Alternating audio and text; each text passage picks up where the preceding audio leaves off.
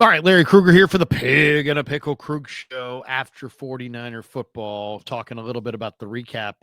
Man, it was just an ugly game. I mean, 49ers lost this game. They got outrushed 2-1. They had 4 turnovers. They gave up a special teams touchdown. They didn't have any sacks. They didn't have any hits on the quarterback. They're awful in the red zone. Besides that, they were freaking great. They were amazing outside of all that. So it was a bad. Brock Purdy looks he doesn't look 100%. Now you say, well, I mean, what are you saying? Well, the Brock Purdy that I watched, and I've watched this guy closely his entire career. The guy that I watched this week was high in practice with his passes. His passes were high all throughout the week. Only on Friday were they not.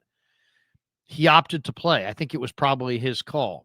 I asked him about it after the game. I said, hey, Brock, what'd you think? Did your toe have anything to do with the passes and your performance and this and that? And, he said, I'm not really sure.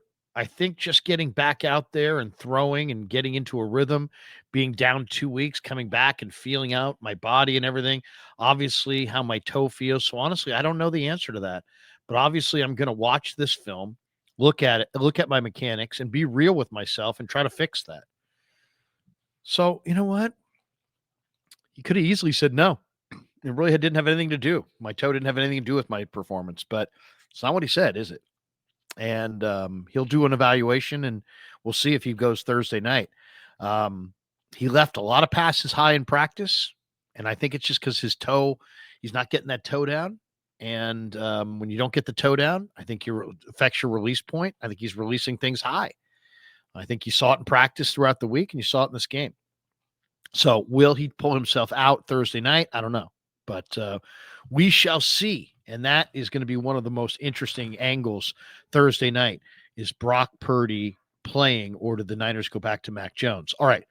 Robert Saleh accused Liam Coen of sign stealing. And then they had a little exchange after the game on the field where Liam Coen started yelling at Robert Saleh, keep your name out of my mouth. Keep your name keep my name out of your mouth.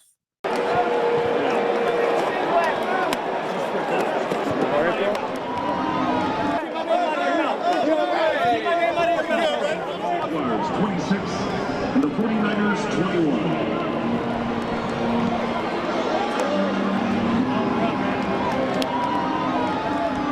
Sure to join us right back.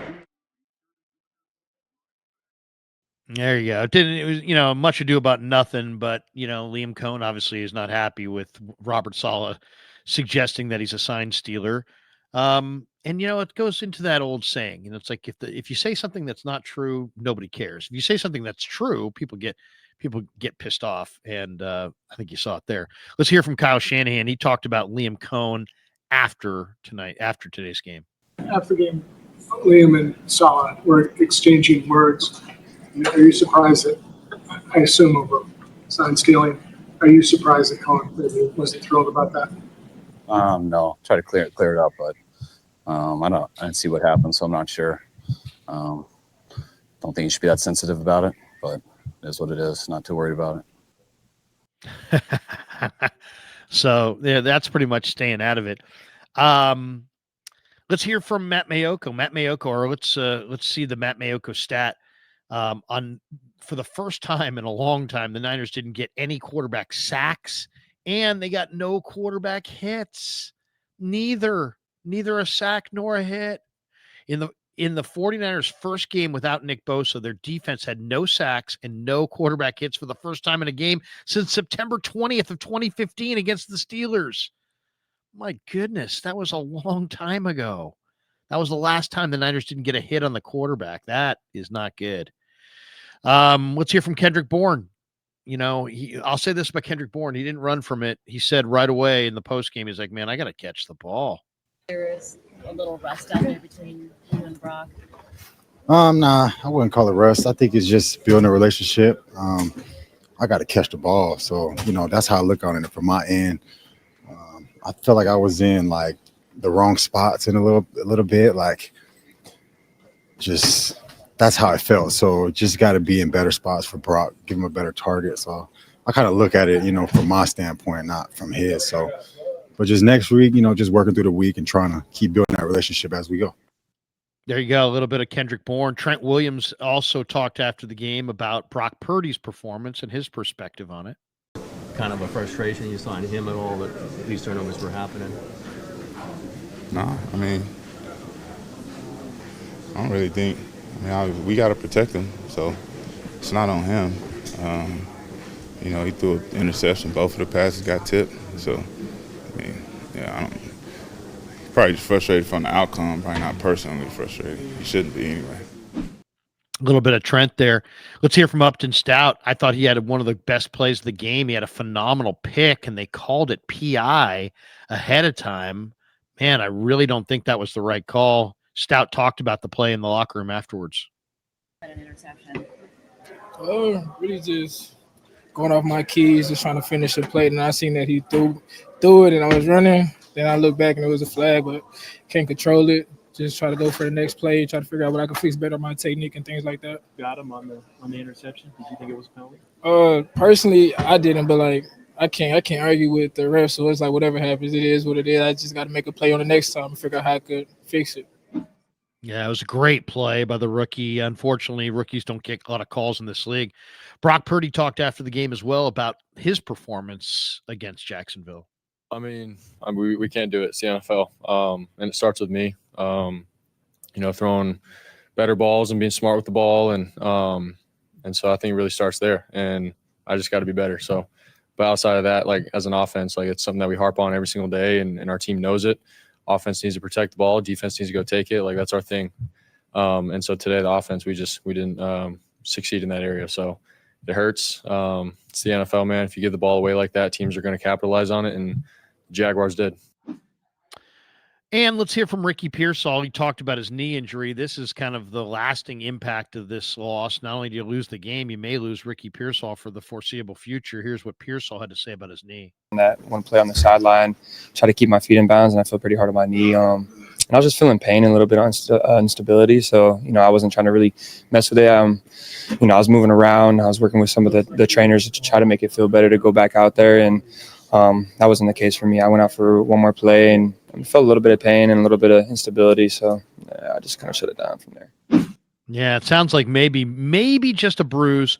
Let's hear from Fred Warner about the way the Niners defense played. We took too long to get going. That first half was not good enough. The explosive runs, leaky yardage. I think in the second half it was better, but still not up to our standard.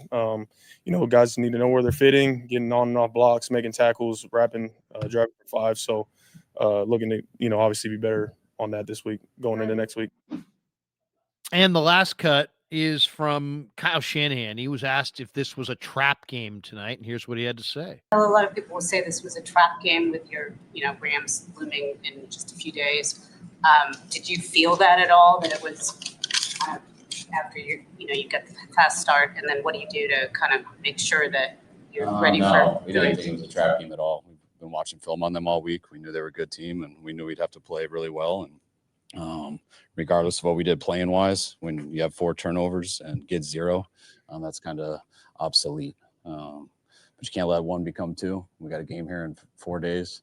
Guys got to get home, get to sleep, start recovering right away, and we'll get the players in on Tuesday. Fred, the term trap game gets thrown around a lot. Did that feel a little bit like that, what this was for No, you guys? not at all. I think, that's a great football team right there. And we didn't play good enough to win that game at all. The fact that we were even still in that game, down 5 with an opportunity to win it, being down 4-0 or 3-0 up at that point in the turnover battle with a special teams touchdown, you would have thought that we'd be getting blown out by 20-30 at that point, right? So didn't play good enough to win at all. I look at opportunities that were missed, by me. I had 2 opportunities to, pick the ball off. Didn't happen. Balls on the ground, we don't get it. So, yeah, we got to find ways on defense to take the ball away. We got to play way better run defense. And luckily it's a short week, so we get to correct that right away. There you go. Little breakdown. Once again, they got outrushed 2-1, 4 turnovers. They gave up a special teams touchdown. They didn't have a hit on the quarterback. game, set, match.